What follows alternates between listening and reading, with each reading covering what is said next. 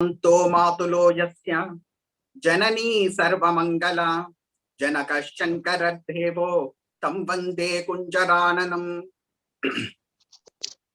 తొలుతన విఘ్నమస్తనుచు దూర్జటి నందన నీకు మృక్కెదన్ ఫలితము సేయుమయ్య మిము ప్రస్తుతి చేసదనేకదంత మావల బలి చేతి గంటమున వాక్కునన్ భాయకుండుము మా చిత్తములోన నీవేగతి దైవా వినాయక లోకనాయక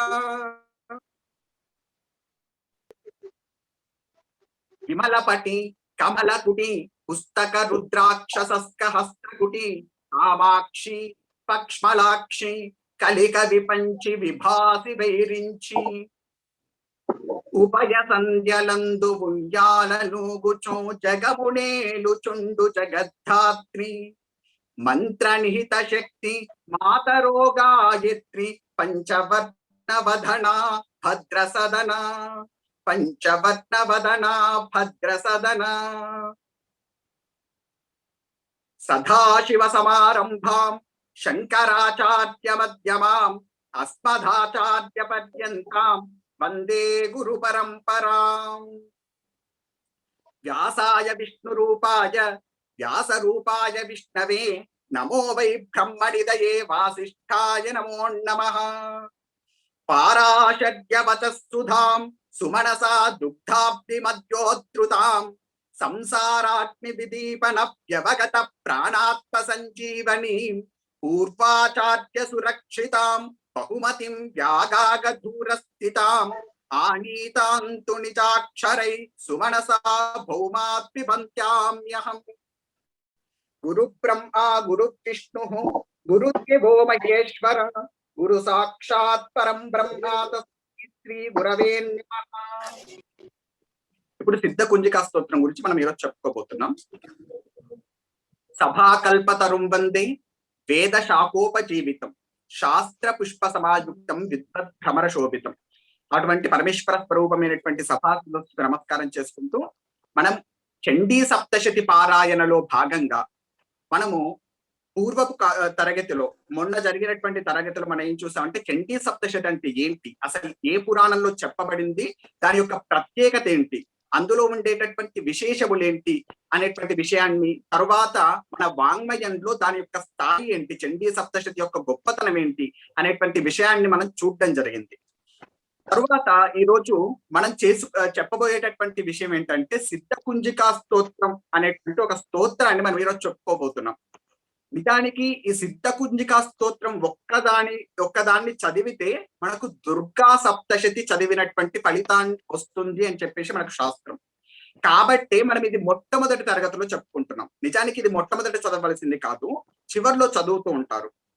కానీ దీన్ని మొట్టమొదట చెప్పుకోవడానికి గల కారణం ఏంటి అంటే మనకి ఇప్పుడు సప్తశతి జరుగుతున్నటువంటి కాలంలో ఎప్పుడైతే ఈ సప్తశతి పారాయణ నేర్చుకోవడం అనేటువంటిది జరుగుతుందో, ఇలా జరుగుతున్నటువంటి సందర్భంలోనే ఈ సిద్ధ కుంజికా స్తోత్రాన్ని మీరందరూ కూడా ప్రతిరోజు పారాయణ చేసుకోవచ్చు.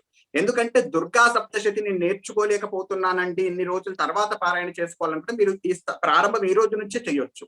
ఈ సిద్ధ కుంజికా స్తోత్రం ఒక్కదాన్ని చదివితే దుర్గా సప్తశతి పూర్తిగా చదివినటువంటి ఫలితాన్ని ఇస్తారు. ఎందుకు ఇస్తారు అనేటువంటిది కూడా మీకు ఈరోజు చెప్పబోతున్నా. అంటే దీని యొక్క అర్థం చెప్తే మీకు అర్థం అవుతుంది ఎందుకు సిద్ధ కుంజికా స్తోత్రం చదివినంత మాత్రం చేత దుర్గా సప్తశతి చదివినటువంటి ఫలితాన్ని ఇస్తారు అనేటువంటిది మీకు ముందు నేను చెప్పబోయేటటువంటి అర్థంలో అర్థమవుతుంది. ఇక్కడ మీకు అర్థం అవుతుంది. దీని పేరు వచ్చేసరికి సిద్ధ కుంజికా స్తోత్రం. ఇది సిద్ధిని ప్రసాదించేటటువంటి స్తోత్రం అండి. ఇంతకు మించి అంటే మన సిద్ధి పొందడం అంటే కైవల్య స్థితిని చేరుకోవడం అని మాత్రమే చెప్తారు. ఎప్పుడైనా కానీ భక్తులైనటువంటి వారు ఏం కోరుకుంటూ ఉంటారంటే, ఎవరైనా కానివ్వండి మీరు చూడండి, కోరుకునేది ఒక్కటే, కైవల్యం అని కోరుకుంటారు. అందుకే పోతన గారు వారు భాగవతాన్ని రచన చేస్తూ కూడా శ్రీ కైవల్య పదంబు చేరుటకునై చింతించదన్ లోకరక్షైకారంభకు భక్త పాలన కళా సంరంభకు దానవోద్రేక స్తంభకు కేలీలోల విలస దృగ్జాల సంభూత నానాకంజాత భవాండ కుంభకు అని చెప్పుకున్నా. అంటే శ్రీ కైవల్య పదంబు చేరుటకునై చింతించదన్, అదే మనకు కావలసినటువంటి సిద్ధి. ఆ సిద్ధిని అనుగ్రహించాలి అంటే కుంజికాదేవి యొక్క అనుగ్రహం లేకుండా మనకు శాక్తేయ సాంప్రదాయంలో ఎటువంటిది కూడా జరగదు, అంటే అసలు ముందుకు కదలదు. మనకు ఒక చైతన్యం అనేటువంటిది, కదలిక అనేటువంటిది ప్రారంభమవుతే ఆ కదలికను బట్టి మనము ఏ స్థాయికి చేరుకుంటాం అనేది తెలుస్తూ ఉంటుంది.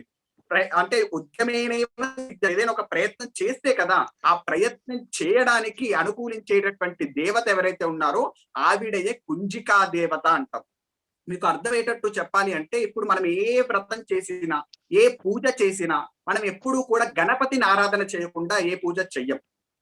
గణపతిని ఆరాధన చేయకుండా ఎలాగైతే చెయ్యమో, శాక్తేయ సాంప్రదాయంలో ఏంటంటే ఈ కుంజికాదేవి అనుగ్రహం లేకుండా అమ్మవారి అనుగ్రహం అనేటువంటిది కలుగదు. ఎందుకంటే మనకు ఈ షట్చక్ర భేదనం అనేటువంటిది ఒకటి ఉంటుంది. ఈ షట్చక్రముల్లో మూలాధారంలో 3.5 చుట్టలు చుట్టుకొని ఉండేటటువంటి శక్తి ఏదైతే ఉందో, ఆ కుండలిని శక్తి అది జాగృతం అవ్వాలి అంటే కుంజికాదేవి మాత్రమే అక్కడ ఉండేటటువంటి ఆ శక్తిని కదలింప చేయగలిగినటువంటి స్థితి కలిగినటువంటిది అని చెప్తారు. అందుకే కుంజికా ఆరాధనకు అంత ప్రత్యేకత కలిగి ఉంది.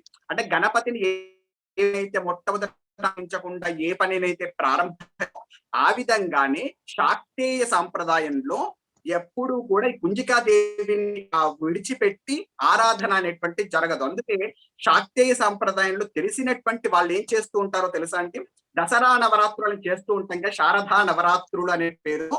ఆ శారదా నవరాత్రుల్లో అంటే ముందంటే శారదా నవరాత్రుల్లో మనం సిద్ధి పొందాలి అంటే ఆ శారదా నవరాత్రుల్లో సిద్ధి పొందాలి కాబట్టి అంతకు ముందే ఈ కుంజికా స్తోత్రం ఒక 15 రోజుల పాటు పారాయణ చేస్తారండి. దాదాపు ఒక 15 రోజుల పాటు ఈ సిద్ధ కుంజికా స్తోత్రాన్ని పారాయణ చేసి తరువాత ఆ శారదా నవరాత్రులు అనేటువంటిది జరపడం వల్ల శారదా నవరాత్రుల్లో సిద్ధి లభిస్తుంది. మొట్టమొదట సిద్ధ కుంజికా స్తోత్రాన్ని చెప్పుకుంటున్నాం. ఈ సిద్ధ కుంజికా స్తోత్రం అనేటువంటిది అసలు ఎక్కడ చెప్పబడింది అని గనక మనం చూస్తే, ఇది దాదాపు మనకు ఆ దుర్గా సప్తశతిలో లేదు, మార్కండేయ పురాణంలో చెప్పబడినటువంటిది కాదు ఈ సిద్ధ కుంజికా స్తోత్రం. కానీ మనకు నిగమములు, ఆగమములు అని 2 ఉన్నాయండి. నిగమములు అంటే వేదములు, ఆగమములు అంటే మంత్రశాస్త్రములు.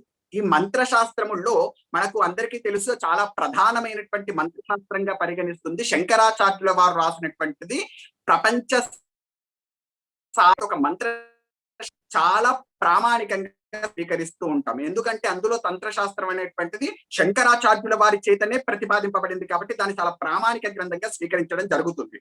అయితే అందులో ఆయన ప్రతిపాదించినటువంటి కొన్ని తాంత్రిక గ్రంథముల్ని మాత్రమే, 64 తాంత్రిక గ్రంథములు ఉన్నాయి.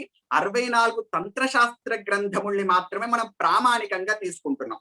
అవి సాత్విక పరమైనటువంటి గ్రంథరాజములు. మిగతా ఉండేటటువంటి తంత్రశాస్త్రములు ఎన్ని చెప్పినా కానీ వాటిని మనం ప్రామాణికంగా తీసుకోవటం లేదు. ఎందుకంటే ఏవైతే పూర్వాచార్యుల చేత ప్రతిపాదింపబడ్డాయో వాటిని మాత్రమే మనం ప్రామాణికంగా తీసుకోవలసి ఉంటుంది. అటువంటి తంత్రశాస్త్ర గ్రంథాల్లో రుద్రాయామల తంత్రము అని ఒక గొప్పనైనటువంటి తంత్రశాస్త్రం ఉందండి. ఆ రుద్రాయామల తంత్రం అనేటువంటిది ఎంత పెద్దదో తెలుసా అండి? మహాభారతం ఎంత పెద్దదో, మహాభారతం 1,25,000 శ్లోకాలతో ఉంటుంది. మొత్తం కలిపి హరివంశంతో కలిపినటువంటి మహాభారతం 1,25,000 శ్లోకాలతో ఉంటుంది. అలాగే రుద్రాయామల తంత్రం కూడా మనకు 1,25,000 శ్లోకాలతో ఉందండి. అంత మళ్ళీ దాన్ని 2 భాగాలుగా విభజించారు ఆ రుద్రాయామల తంత్రాన్ని కూడా, అనుత్తర భాగము, ఉత్తర భాగము అని చెప్పేసి. అందులో అనుత్తర భాగం మనకు లభించటం లేదు, మనకు లభిస్తున్నటువంటిది ఉత్తర భాగం మాత్రమే. ఆ ఉత్తర భాగంలో దాదాపుగా 1992లో ఒక ప్రతిని మనకు ప్రచురించడం జరిగింది. అందులో మనకు రుద్రాయామల తంత్రంలో మనకు గౌరీ తంత్రం అని ఇంకొక విభాగం ఉంది. ఆ గౌరీ తంత్రంలో నుంచి తీసుకోబడినటువంటిదే ఈ సిద్ధ కుంజికా స్తోత్రం అండి. ఈ సిద్ధ కుంజికా స్తోత్రం ఎక్కడి నుంచి తీసుకోబడిందంటే రుద్రాయామల తంత్రంలోని గౌరీ తంత్రంలో అనేకమైనటువంటి తంత్రాలు చెప్పి, ఇక్కడ యామల అంటే మీకు అర్థం చేసుకోవాలి, ఇక్కడ యామల అనేటువంటి పదానికి అర్థం ఏంటని చెప్పారంటే జంట, 2 అని అర్థం. 2గా ఉంటే దానికి యామలము అని పేరు. ఎందుకంటే ఇది యామలం అని పేరు పెట్టడానికి 2 విషయాన్ని వర్ణిస్తుంది అది అక్కడ. ఏంటంటే ఒకటి పరమేశ్వరుని యొక్క స్వరూపాన్ని వర్ణిస్తుంది, శక్తి యొక్క స్వరూపాన్ని వర్ణిస్తుంది. పరమాత్మ, శక్తి ఈ రెండింటిని కూడా జంటగా ఉండేటటువంటి ఆ స్వరూపాన్ని వర్ణన చేస్తుంది కాబట్టి దాన్ని యామల తంత్రము అని పిలవడం జరుగుతుంది. అందులో ప్రధానంగా రుద్రుడు అంటే భైరవుని గురించినటువంటి ఆగమాల యొక్క ప్రసక్తి వచ్చింది కాబట్టి దాన్ని రుద్రాయామల తంత్రము అని పిలవడం జరుగుతుంది. ఇవే కాకుండా ఇంకా మనకు చాలా ఉన్నాయి. ఆదిత్య యామల తంత్రము అని చెప్పేసి, తర్వాత ఆది యామల తంత్రము అని, బ్రహ్మ యామల తంత్రము అని, ఇలా అనేకమైనటువంటి తంత్రశాస్త్ర గ్రంథములు ఉన్నాయి. కాకపోతే ఇప్పుడు మన సిద్ధకుంజికా స్తోత్రం గురించి మాట్లాడుకుంటున్నాం కాబట్టి ఈ సిద్ధకుంజికా స్తోత్రం అనేటువంటిది రుద్రాయామల తంత్రంలోని గౌరీ తంత్రంలో నుంచి తీసుకున్నారు. యామల అంటే మొట్టమొదటి అర్థం జంట, తరువాత వచ్చేటటువంటిది తంత్రము అని అర్థం. తంత్రశాస్త్రమును కూడా యామలములు అనేటువంటి పేరు కూడా ఉంది. అయితే ఈ సిద్ధకుంజికా స్తోత్రానికి ఎందుకంత ప్రాధాన్యత ఇవ్వబడింది అంటే ఇందులో అనేకమైనటువంటి బీజాక్షరాల్ని డైరెక్ట్ గా పెట్టేశారండి. ఈ స్తోత్రం యొక్క గొప్పతనం ఏంటంటే శ్లోకంలో బీజాక్షరకృతమైనటువంటి వాటిని డైరెక్ట్ గా బీజాక్షరాన్ని ఉచ్చారణ చేసేటటువంటి స్థితిలో పెట్టారండి. అది కూడా ఎటువంటి బీజాక్షరాన్ని పెట్టారు అంటే చండీ సప్తశతికి అధిష్టానమైనటువంటి దేవీ దేవతలు ఎవరైతే ఉన్నారో ఆ చండీ సప్తశతి అధిష్టాన దేవతల యొక్క బీజాక్షరాలన్నిటినీ కూడా ఈ సిద్ధకుంజికా స్తోత్రంలో పెట్టారు. కాబట్టి ఈ సిద్ధకుంజికా స్తోత్రానికి అంత ప్రత్యేకత ఏర్పడింది. ఎందుకంటే ఈ కుండలిని శక్తిని జాగృతం చేయాలంటే మూలాధారంలో ఉండేటటువంటి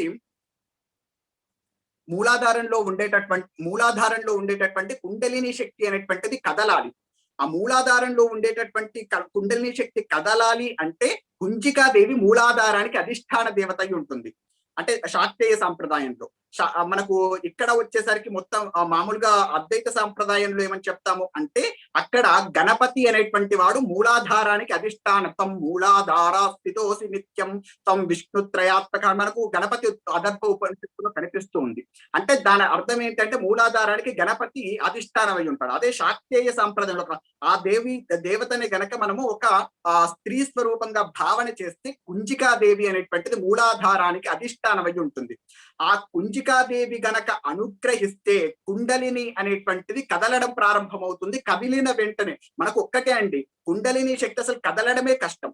ఒక్కసారి కదిలిందా అది వెంటనే ఆ మార్గంలో ప్రయాణం చేస్తుంది. మనకు 3 నాడులు ఉంటాయి కదా, సుషుమ్నా నాడి ద్వారా అది ప్రయాణం చేయాలి. అలా ప్రయాణం చేసేటటువంటి ఇడా పింగళ సుషుమ్నా మనకు 3 నాడులు ఉంటాయి. ఇడా పింగళ నాడుల్లోకి వెళ్లకుండా మనం జాగ్రత్తగా ప్రయత్నం చేస్తూ సుషుమ్నా నాడి గుండా మనం సహస్రారం వరకు కూడా తీసుకుని రావాలి. అటువంటి ప్రయత్నము మనం సొంతంగా చేయలేము. ఏ దేవత అనుగ్రహం ఉండాలి. కాబట్టి ఆ దేవత అనుగ్రహం కలగాలంటే మొట్టమొదట మూలాధార చక్రంలో ఉండేటటువంటి కుండలిని శక్తిని కదిలించడానికి సహకరించేటటువంటి దేవత ఎవరు అంటే కుంజికా దేవత. కాబట్టి ఆ కుంజికాదేవి స్తోత్రాన్ని చేయడం వల్ల ఏమవుతుంది, మనకు ఆ కుండలిని శక్తి అనేటువంటిది జాగృతం అవుతుంది. జాగృతమైన తర్వాత సిద్ధి రాకుండా ఉండదు. ఎప్పుడైతే కుండలిని శక్తి కదిలినటువంటి వాడికి సిద్ధులు అనేటువంటివి చాలా సామాన్యమైనటువంటివి, సిద్ధులు చాలా సులభంగా వచ్చేస్తాయి. కాబట్టి ఇక్కడ తంత్రశాస్త్రం యొక్క ప్రయోజనం కూడా మనం తెలుసుకోవాల్సినటువంటి అవసరం ఉంది. అంటే తంత్రశాస్త్ర గ్రంథాలు అనగానే ఏదో పెద్ద మంత్రాలు మాయలు అనేటువంటి భావనలో చాలా మంది ఉంటూ ఉంటారు.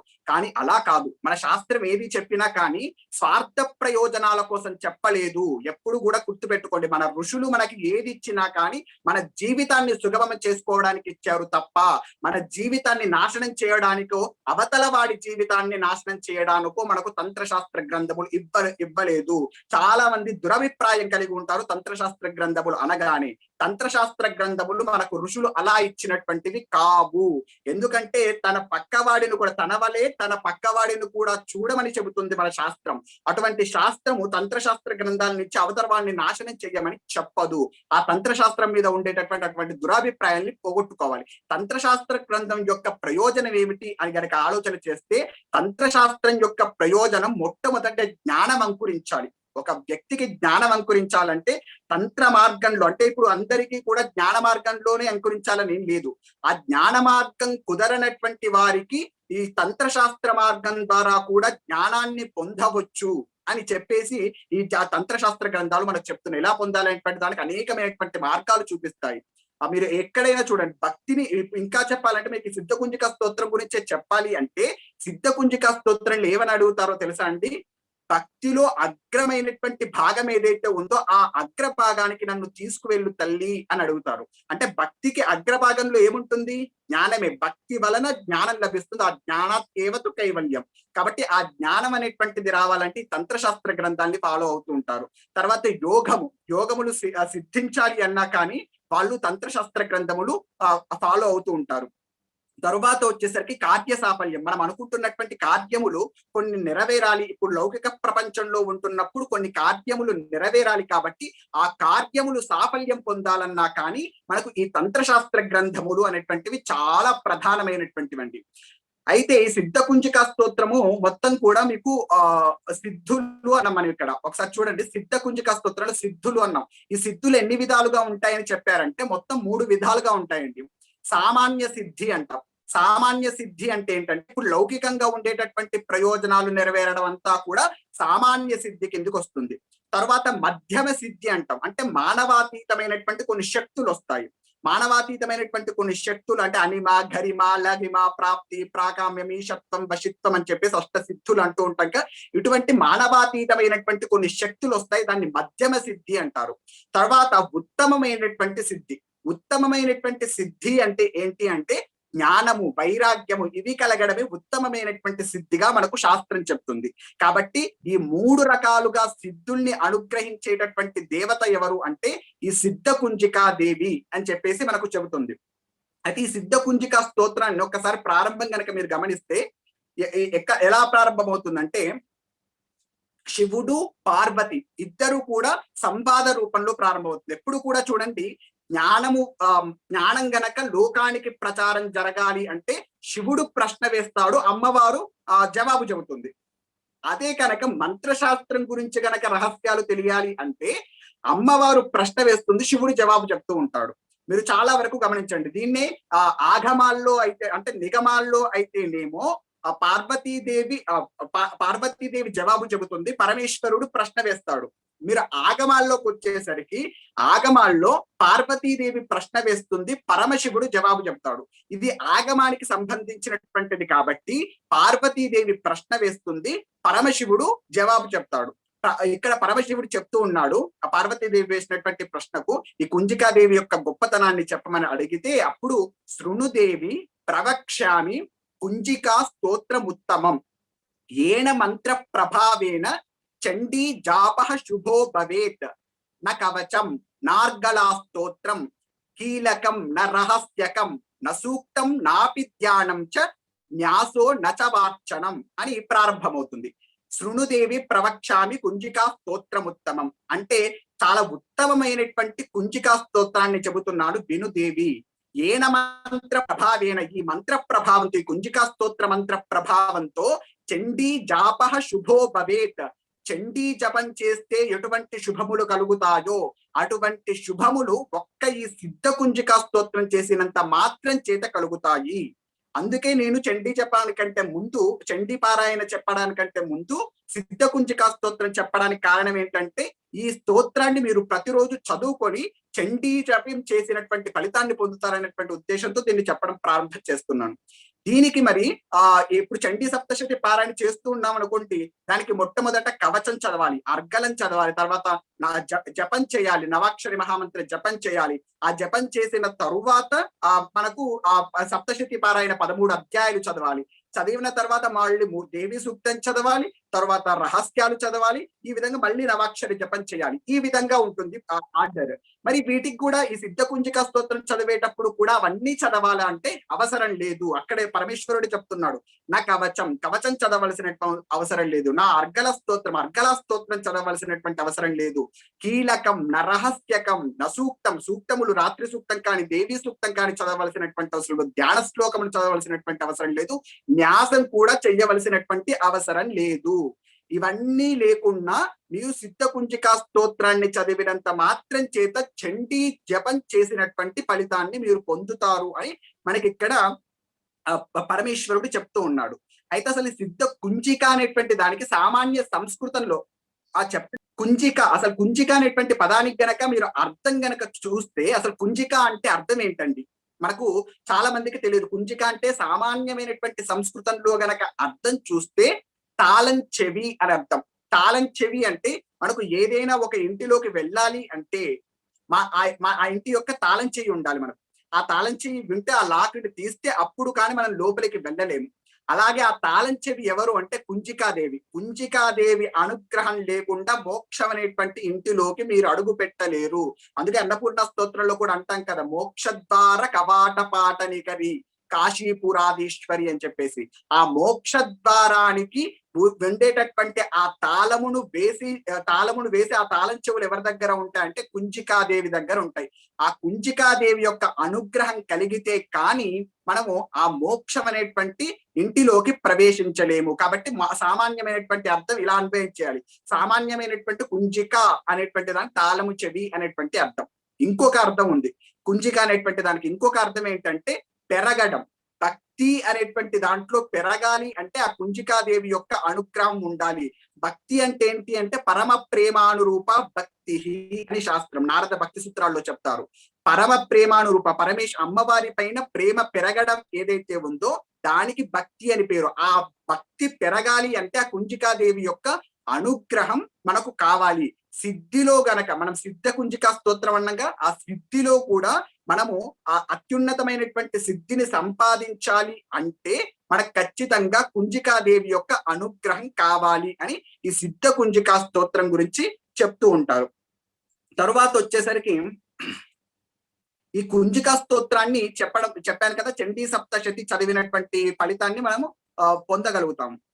ఇందులో గొప్పతనం అంతా ఎక్కడొస్తుందంటే చండీ సప్తశతి యొక్క గొప్పతనము ఇందులోనే చండీ సప్తశతి యొక్క అధిష్టాన దేవత ఎవరైతే ఉన్నారో ఆ చండీ సప్తశతి అధిష్టాన దేవత అయినటువంటి చాముండాదేవి యొక్క మహామంత్రమైనటువంటి నవాక్షరి మహామంత్రం ఇందులో చెప్పబడిందండి. చండీ సప్తశతిలో ఉండేటటువంటి అధిష్టాన దేవత చాముండా. ఆ చాముండా దేవత యొక్క మహామంత్రమైన నవాక్షరి మహామంత్రం ఇందులో చెప్పబడింది కాబట్టి ఇది చాలా గొప్పనైనటువంటి స్తోత్రం అయింది. తరువాత వచ్చేసరికి మనకు మొత్తం కలిపి ఈ కుంజికాదేవి మనకి సప్తశతిలో ఎక్కడ వస్తుంది అనేటువంటిది కనుక మనం చూస్తే, అంటే మన తంత్రశాస్త్ర గ్రంథాలని కనుక పరిశీలిస్తే రుద్రాయామల తంత్రంలోనే దుర్గా సప్తశక్తికి సంబంధించినటువంటి వైభవం గురించి ఒకానొక చోట చెప్పారు. అంటే మనకు 3 రకాలైనటువంటి చరిత్రలు ఉంటాయి దుర్గా సప్తశతిలో. ఆ 3 రకాలైనటువంటి చరిత్రలో ప్రథమ చరిత్ర, మధ్యమ చరిత్ర, ఉత్తమ చరిత్ర అంటాం. అందులో ప్రథమ చరిత్రకు 7 దేవతలు ఉంటారు, మధ్యమ చరిత్రకు 7 దేవతలు ఉంటారు, తరువాత ఉత్తర చరిత్రకు 7 దేవతలు ఉంటారు. మొత్తం కలిపి ఒక్కొక్క చరిత్రకు కూడా 7 దేవతలు ఉంటారు. వాళ్ళందరూ మొత్తం కలిపి 21 మంది దేవతలు. 7 ముళ్ళు 21 మంది దేవతలు ఉన్నారు. ఇందులో మొట్టమొదటి ప్రథమ చరిత్ర ఏదైతే ఉందో ఆ ప్రథమ చరిత్ర యొక్క దేవతల పేర్లు ఇక్కడ రాసని చూడండి ఒక్కసారి. కాళీ, తారా, చిన్నమస్త, సుముఖి, భువనేశ్వరి, బాల, కుంజిక. ఇక్కడ వచ్చి చూడండి, ఈ కుంజిక అనేటువంటి ప్రథమ చరిత్రకు అధిష్టానమై ఉన్నటువంటి దేవతలు వీళ్ళంతా. తర్వాత రెండవ చరిత్రకు కూడా అధిష్టానమై ఉన్నటువంటి దేవతలు ఉన్నారు. వాళ్ళందరూ ఎలా వచ్చారు దాంట్లోకి నేను చూపిస్తాను. మొట్టమొదటి ప్రథమ చరిత్ర చెప్పేటప్పుడు వీళ్ళందరూ కూడా మీకు ఎక్కడ కనిపిస్తారో చూపిస్తాను. తర్వాత మనకు రెండవ చరిత్ర ఏదైతే ఉందో రెండవ చరిత్రకు అధిష్టానమైనటువంటి దేవతలు లక్ష్మి, లలిత, కాళీ, దుర్గా, గాయత్రి, అరుంధతి, సరస్వతి. వీళ్ళు రెండవ చరిత్రకు అధిష్టానమైనటువంటి దేవతలు. మూడవ చరిత్రకు వచ్చేసరికి బ్రాహ్మణి, వైష్ణవి, మాహేశ్వరి. వీళ్ళందరూ యుద్ధం కూడా చేస్తారు. మూడవ చరిత్ర రెండవ చరిత్రలో కూడా యుద్ధం చేస్తారు. వీళ్ళందరూ కూడా అమ్మవారి తరపున యుద్ధం చేసేటటువంటి దేవతలు. వీళ్ళనే మనము మూడవ చరిత్రకు అధిష్టానమైనటువంటి దేవతల్ని సప్త మాతృకలు అని పిలుస్తూ ఉంటాం. మీరు ఎక్కడైనా చాలా పురాతనమైనటువంటి శైవ దేవాలయాలకు వెళితే, ఇప్పుడు శివాలయాలు కడుతూ ఉన్నారు, దానికి వేటికి కూడా ఆగమ ప్రమాణం ఉండటం లేదు. ఆగమ ప్రమాణం లేకుండా కట్టినటువంటి శివాలయంలో ఆరాధన చేస్తే అక్కడికి శివుడు వచ్చి కూర్చోడు.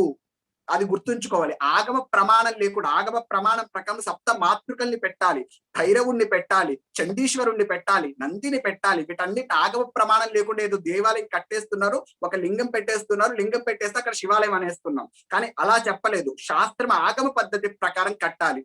అందులో సప్త మాతృకలు ఖచ్చితంగా మీరు పురాతనమైనటువంటి దేవాలయం శ్రీశైలం కానివ్వండి, ఇక్కడ మనకు కనిపించేటువంటి కొలనుపాకలో కూడా ఒక దేవాలయం ఉంది మనకు. అటువంటి ఇక్కడ ప్రసిద్ధమైనటువంటి క్షేత్రాలకు ఎక్కడైనా వెళ్ళండి, జ్యోతిర్లింగాలు కానివ్వండి, ఎక్కడికి వెళ్ళినా కానీ అక్కడ సప్త మాతృకలు మీకు కనిపిస్తారు. ఎక్కడూ వెతకాలి మీరు, సప్త మాతృకలు కనిపిస్తూ ఉంటారు.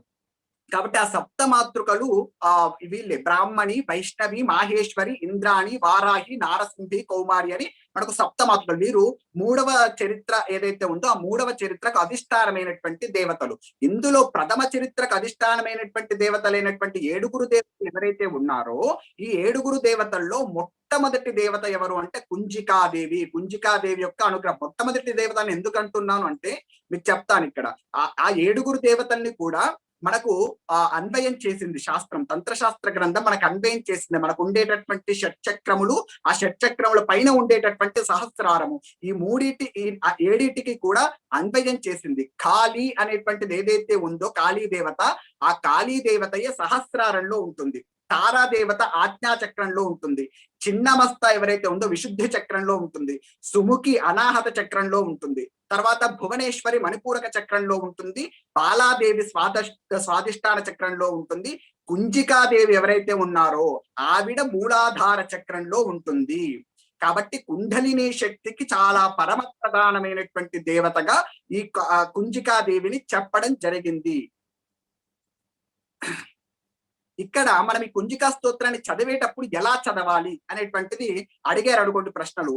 దాదాపుగా చాలా మంది అంటే మనకు ఈ శాక్తేయ సంప్రదాయం తెలిసినటువంటి వాళ్ళైతే కొన్ని ముద్రలను ఉపయోగించి, అంటే ఒక్కొక్క బీజాక్షరానికి సంబంధించినప్పుడు ఆ బీజాక్షరానికి సంబంధించినటువంటి ముద్రలను ఉపయోగించి జపం చేయడం అనేటువంటి ప్రక్రియ మనకు కనిపిస్తుంది. కాకపోతే అంత స్థితికి అంటే అటువంటి ప్రయోగము ఒక గురుముఖత లేకుండా చేయడం సరైనటువంటి విధానం కాదు. కాబట్టి ఒక చాలా మంచి విధానం ఏంటంటే మనలో ఉండేటటువంటి ఒక్కొక్క బీజాక్షరానికి సంబంధించినటువంటి షట్చక్రాన్ని కూడా ధ్యానం చేస్తూ, అంటే మూలాధార చక్రం దగ్గర ఉండేటటువంటి దేవతల దగ్గర నుంచి మొత్తం ఒక్కొక్క చక్రాన్ని కూడా ధ్యానం చేస్తూ ఈ సిద్ధ కుంజికా స్తోత్రాన్ని చదవవలసి ఉంటుందండి. తరువాత ఈ సిద్ధ కుంజికా స్తోత్రాన్ని చదివేటప్పుడు కూడా పూర్తి శక్తిని ఉపయోగించమని చెప్పారు. సిద్ధ కుంజికా స్తోత్రం చదివేటప్పుడు తన యొక్క పూర్తిని ఉపయోగించాలి. ఎందుకంటే అవన్నీ బీజాక్షరములు కృతములు కాబట్టి ఆ బీజాక్షరానికి కావలసినటువంటి శక్తినంతా కూడా మనము ఒక్కసారి పూర్తిగా మనకు ఉండేటటువంటి శక్తినన్నిటిని కూడా ఉపయోగించి చదవాలి అని చెప్పేసి చెప్తూ ఉంటాం. అయితే ఇక్కడ మనకు దీని యొక్క ప్రయోజనం ఏంటి అనేటువంటిది కుంజికా స్తోత్రంలోనే చెప్పారండి. కుంజికా పాఠమాత్రేణ దుర్గా పాఠ ఫలం లభేత్. కుంజికా పాఠం చేసినంత మాత్రం చేత దుర్గా పాఠం, దుర్గా సప్తశతి చేసినటువంటి ఫలితం వస్తుంది. అతి గుహ్యతరం దేవి, ఇది చాలా రహస్యమైనటువంటిది. మరి రహస్యమైనటువంటి దాన్ని ఎందుకు బోధించారండి అంటే, రహస్యమైనటువంటి దాన్ని బోధించడం కూడా దేనికోసము అంటే భక్తులైనటువంటి వారిని అనుగ్రహించడం కోసం. ఇక్కడ మీకు ఆ కండిషన్ కూడా పెడతాడు. గోపనీయం ప్రయత్నేన స్వయోనిరవ పార్వతి. ఇది గోపనీయం ప్రయత్నేన స్వయోనిరివ పార్వతి. తన యొక్క ప్రయత్నం ద్వారా తన యొక్క పూర్తి శక్తిని ఉపయోగించి రహస్యమైనటువంటి స్తోత్రాన్ని చదవవలసి ఉంటుంది. చదివితే ఎటువంటి ఫలితాలు వస్తాయనేది ఇక్కడ చెప్పారు చూడండి. మారణం, మోహనం, వశ్యం, స్తంభనోచ్చాటనాదికం పాఠమాత్రేణ సంసిద్ధ్య కుంజికా స్తోత్రముత్తమం. మరణం అనేటువంటిది, మారణం అంటే ఎవరైనా మన పైన మారణ ప్రయోగం చేస్తే అది సిద్ధించదు. మోహన ప్రయోగం సిద్ధించదు. ఎవరికి మనం వశీకృతులు అవ్వవలసినటువంటి అవసరం రాదు. స్తంభనోచ్చాటనం, స్తంభనం అంటే పక్షవాతాది రోగములు మనకు రావు. కాబట్టి అంతటి గొప్పనైనటువంటిది ఈ స్తోత్రము. పాఠ మాత్రేణ సంసిద్ధి, చదివినంత మాత్రం చేత మనకు ఆ సిద్ధి లభిస్తుంది అని చెప్పేసి మనకు ఇక్కడ ప్రయోజనాన్ని కూడా చెప్పడం జరిగింది. అంటే లౌకికమైనటువంటి ప్రయోజనాలు ఇక్కడ రాశానండి. మనకు ఈ సిద్ధ కుంజికా స్తోత్రాన్ని చదివితే వచ్చేటటువంటి లౌకికమైనటువంటి ప్రయోజనాలు ఏంటంటే అపమృత్యు నివారణ కానీ, తర్వాత వృత్తి ఉద్యోగ ఇబ్బందులు కానీ, తర్వాత ఆరోగ్యం, సంపద, ఆనందం, తర్వాత సమాజంలో గౌరవం లభించాలి అంటే కూడా అనాయాసేన మరణం వినా దైన్యైన జీవితం అంటారు. ఎవరి దగ్గర కూడా చెయ్యి చాపనటువంటి బ్రతుకు కావాలని కోరుకుంటుంది శాస్త్రం. కాబట్టి అలా గౌరవంగా బ్రతకాలి అన్నా కానీ ఈ చండీ జపాన్ని పారాయణ చేయమని చెప్తూ ఉంటారు. భార్యాభర్తల మధ్య గనక అన్యోన్యత పెరగాలి అంటే కూడా ఈ చండీ సప్తశతిని పారాయణ చేయమని చెప్తూ ఉంటారు. కొంతమంది కులదేవత పట్ల దోషములు చేస్తూ ఉంటారు. ఆ దోషములు చేస్తే ఆ దోషముల నుంచి నివారణ పొందాలి అంటే కుంజికా స్తోత్రాన్ని చెయ్యమని చెప్తూ ఉంటారు. ఏదైనా శత్రు శత్రువులు మన పైన దాడి చేస్తున్నప్పుడు ఆ శత్రువులకే వాళ్ళు చేస్తున్నటువంటి ఆ దాడిని ప్రతిఘటించాలి అంటే మనకు ఈ చండీ ఈ కుంజికా స్తోత్రాన్ని పారాయణ చేయమని చెప్తూ ఉంటారు. ఎవరికైనా ఎంత చేసినా కలిసి రావటం లేదండి అన్నటువంటి వాళ్ళు కూడా ఈ సిద్ధ కుంజికా స్తోత్రాన్ని చేయడం అనేటువంటిది చాలా ఉత్తమమైనటువంటి ప్రక్రియగా మనకు శాస్త్రమునందు చెప్పడం జరుగుతుంది. ఎందుకు మళ్ళీ ఈ సిద్ధ కుంజికా స్తోత్రంలో ప్రధానమైనటువంటిది ఏంటంటే 21 మంది దేవతలని చెప్పాను కా 21 మంది దేవతలకు 21 బీజాక్షరములు ఉన్నాయి. ఆ 21 బీజాక్షరముల్ని కూడా మనకి సిద్ధ కుంజికా స్తోత్రంలో పెట్టడం జరిగింది. అది ఎలా పెట్టారు ఏంటి అనేటువంటిది మీకు చూపిస్తాను. సిద్ధ కుంజికా స్తోత్రం ఎలా ఉంటుంది, ఎక్కడ ఉంటుందని. ఒక్క క్షణం నేను వీడియో షేర్ చేస్తాను. అర్థమైంది కదండి సిద్ధ కుంజికా స్తోత్రం గురించి? ఎవరికైనా ఏమైనా డౌట్?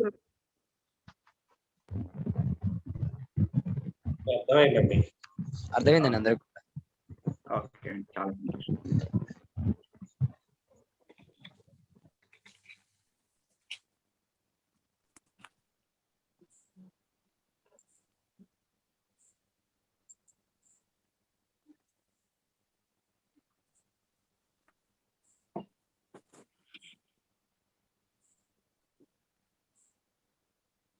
లోను మనకు గ్రూప్ లో కూడా షేర్ చేస్తాను ఆ ఆడియో అండ్ వీడియోను. ఓకేనా? ఓకే అండి.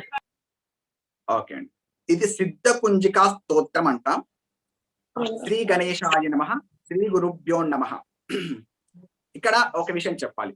ఇక్కడ ఏ స్తోత్రం చేసినా కానీ మీరు గుర్తుంచుకోవాల్సింది ఏంటంటే 3 విషయాల్ని ఎప్పుడు గుర్తుంచుకోవాలండి.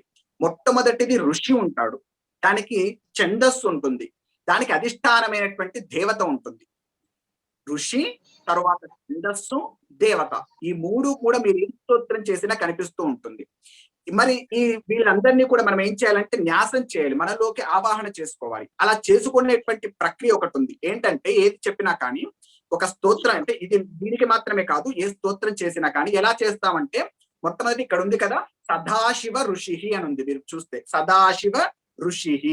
ఋషి ఎవరంటే ఈ మంత్రాన్ని దర్శించినటువంటి వారు సదాశివుడు, పరమేశ్వరుడు పార్వతీదేవి చెప్పాడు కాబట్టి సదాశివుడు అయినటువంటి పరమేశ్వరుడే ఋషి, సదాశివ ఋషి. ఋషిని ఎప్పుడు కూడా మనం మేధస్సు యందు న్యాసం చేయాలి.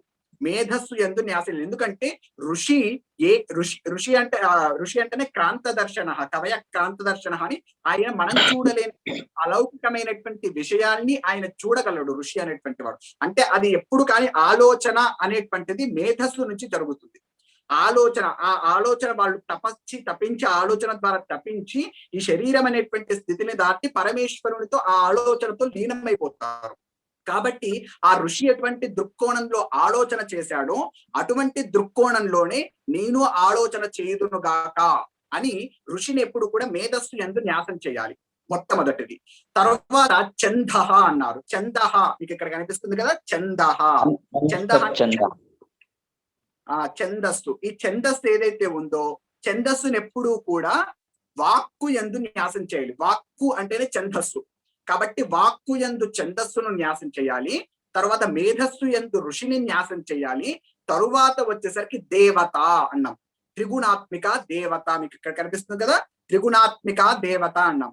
ఈ దేవత ఎవరైతే ఉన్నారో వారిని మన యొక్క హృదయమునందు న్యాసం చేయాలి. హృదయం అంటే గుండె అని ట్రాన్స్లేషన్ చేయకూడదు. సంస్కృతమునందు హృదయము అంటే మనకు చెప్తారు అతోనిష్ట్యా వితస్యాంతే నాభ్యాం ఉపరి తిష్టతి జ్వాలామాల కులం భాతి విశ్వస్యాయతనం మహత్ అని చెప్పేసి మనకు చిటకన వేలు గనక బొట్టులో పెట్టేసి పైకి బొటకన వేలు ఎక్కడైతే తాకుతుందో అక్కడ ఉండేటటువంటి స్థానాన్ని హృదయ స్థానము అంటాం.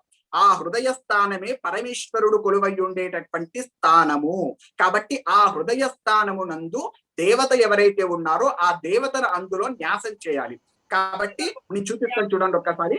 ఓం అస్య శ్రీ కుంజికా స్తోత్ర మంత్రస్య సదాశివ ఋషి అనుష్టుప్ ఛందః శ్రీ త్రిగుణాత్మికా దేవతను మనం ఇక్కడ న్యాసం చేస్తూ ఉన్నాం. ఈ 3 చోట్ల మనం న్యాసం చేస్తూ ఉన్నాం. తరువాత బీజము, శక్తి, కీలకము.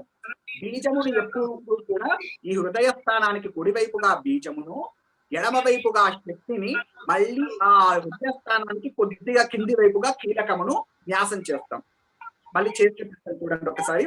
సదాశివ ఋషి అనుష్ఠాత్మికా దేవత ఐం బీజం హ్రీం శక్తి. ప్లీజ్ ఒక్క నిమిషం ఆగండి, అది అందరిది సౌండ్ వస్తుంది. మళ్ళీ కొద్దిగా మళ్ళీ చెప్పరా, వేరే వాళ్ళు అన్మ్యూట్ చేసి. సార్ మళ్ళీ ఒకసారి మ్యూట్ చేయండి సార్ అందరిని ఒక్కసారి, మాకు పక్కన సౌండ్ వస్తుంది అందుకని. ఓకే ఓకేనా, ఇప్పుడు అందరు మ్యూట్, ఎవరు కూడా అన్మ్యూట్ చేసుకోకండి. ఋషిని ఎప్పుడు కూడా మేధస్సు యందు న్యాసం చేయాలి. తరువాత వచ్చేసరికి ఛందస్సును ఆ వాక్కు యందు, తరువాత వచ్చేసరికి దేవతను మన హృదయ స్థానమునందు న్యాసం చేయాలి. ఇందులో బీజము శక్తి కీలకం ఏదైతే ఉందో, బీజమును హృదయ స్థానమునకు కుడివైపున, తరువాత శక్తిని హృదయ స్థానమునకు ఎడమ వైపున, తర్వాత కీలకమును హృదయ స్థానమునకు కింది వైపున న్యాసం చేయాలి. నేను చేసి చూపిస్తాను చూడండి. మళ్ళీ ఎవరు అన్మ్యూట్ చేసుకోండి. సార్ ఎవరు అన్మ్యూట్ చేశారు సార్, ఒకసారి మళ్ళీ మ్యూట్ చేయండి సార్. అవునండి అవునండి. గురుగారు మీరు పిక్చర్ పెద్దగా. హలో గురుగారు, ఇది మీది మీ పిక్చర్ పెద్దగా పెట్టండి, అంటే మీరు చూపించేది చిన్నగా వస్తుంది కదా, మనకు పెద్దగా వచ్చేటట్టు స్క్రీన్ మొత్తం స్క్రీన్ చూస్తే మంచిగా ఉంటుంది. అట్లా మీరు చెప్పేది అది. ఓకే స్వామి, మీరు ఎవరన్నా కో హోస్ట్ చేస్తే వాళ్ళు అవతల వాళ్ళని మ్యూట్ చేస్తూ ఉండొచ్చండి, ఈ పాఠం డిస్టర్బెన్స్ కాకుండా. ఎవరైనా తీసుకుంటే పర్వాలేదు, ఎవరు తీసుకున్నా నాకు నో ప్రాబ్లమ్. నేను రేపటి నుంచి ఎవరైనా ఒకరు నాకు మెసేజ్ పెట్టండి, పోస్ట్ చేస్తాను, వారు ఈ పని చేస్తుంటారు. ఎందుకంటే నాకు ఇబ్బంది అవుతుంది కొద్దిగా, ఊరికే మ్యూట్ చేసుకుంటూ ఇలా చేయాలంటే. ఓకే చూడండి, బీజం అనేటువంటిది హృదయ స్థానమునకు కుడివైపున, శక్తి అనేటువంటిది హృదయ స్థానమునకు ఎడమ వైపున, కీలకం అనేటువంటిది హృదయ స్థానమునకు క్రింది వైపున. ఈ విధంగా న్యాసం చేయాలి ఎప్పుడు కూడా. అస్య శ్రీ కుంజికా స్తోత్ర మంత్రస్య సదాశివ ఋషి అనుష్ఠుప్ ఛందః త్రిగుణాత్మికా దేవత ఐం బీజం హ్రీం శక్తి క్లీం కీలకం మమ సర్వాభీష్ట సిద్ధ్యర్థే జపే వినియోగ. మీ కోరుకునేటువంటి కోరికలన్నీ కూడా నెరవేరేటట్టుగా ఈ జపం ఉపయోగింపబడుగాక అని దీని అర్థం. తర్వాత ఇక్కడ నుంచి మనకు ప్రారంభం అవుతుంది. శివుడు పార్వతీదేవికి చెప్తున్నాడు, శృణుదేవి ప్రవక్ష్యామి కుంజికా స్తోత్రముత్తమం ఏన మంత్ర ప్రభావేన చండీ జాప శుభో భవేత్. ప్రసాద్ గారు మీరు ఊరికి అన్మ్యూట్ చేసుకున్నారు, దయచేసి మీరు అలా చేసుకోకండి, మీరు ఒక్కరే చేసుకుంటున్నారు. ఓకే, మమ సర్వాభీష్ట సిద్ధ్యర్థే జపే వినియోగ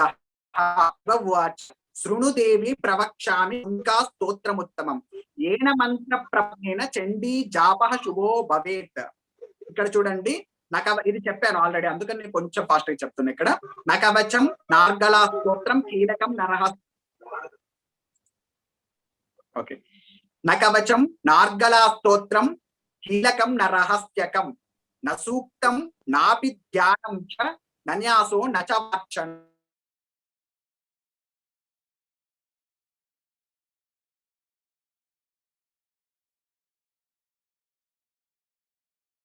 కానటువంటి మంత్ర రహస్యములు కలిగినటువంటి కుంజిక.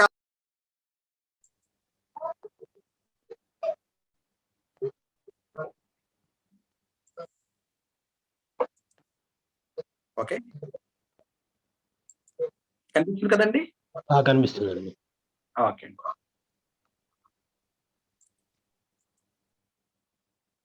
ఓకే, గోపనీయం ప్రయత్నేన స్వయోనిరివ పార్వతి, ఇది చెప్పాను అందుకే మళ్ళీ కొంచెం ఫాస్ట్ లాగేస్తున్నాను. మారణం మోహనం వశ్యం స్తంభనోచ్చాటనాదికం పాఠమాత్రేణ సంసిద్ధ్యత్ కుంజికా స్తోత్రముత్తమం. ఇక్కడ నుంచి మనకు ప్రారంభమవుతుంది అసలు స్తోత్రం అనేటువంటిది. అధ మంత్ర, మంత్రం ఇక్కడ నుంచి ప్రారంభమవుతుంది, మంత్రాక్షరాలతో ఉన్నటువంటిది.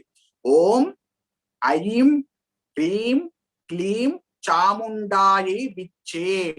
ఇదే మనకు నవాక్షరి మహామంత్రం. ఈ నవాక్షరి మహామంత్రం మీరు చెప్పేశారు కదండి, నాకు ఉపదేశం అయింది అని అనుకోకండి.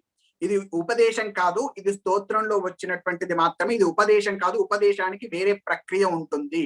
దానికి పూర్వాంగంగా తాను ఉపాసన చేసి తరువాత మంత్రాధిష్టాన దేవత అనుమతిని తీసుకొని దానికి సంబంధించినటువంటి మంత్రములు చదివి తరువాత మాత్రమే ఉపదేశం చేయవలసి ఉంటుంది. ఇది ఉపదేశం కాదు, గుర్తుంచుకోండి. కాకపోతే ఇది నవాక్షరి మహామంత్రం. ఓం ఐం హ్రీం క్లీం చాముండాయై విచ్చే. ఓం గ్లౌం హూం క్లీం జూం సహ జ్వాలయ జ్వాలయ.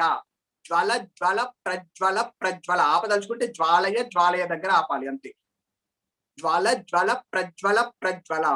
ఐం హ్రీం క్లీం చాముండాయై విచ్చే జ్వల హం సం లం క్షం ఫట్ స్వాహ. మళ్ళొక్కసారి చదివి వినిపిస్తున్నాను.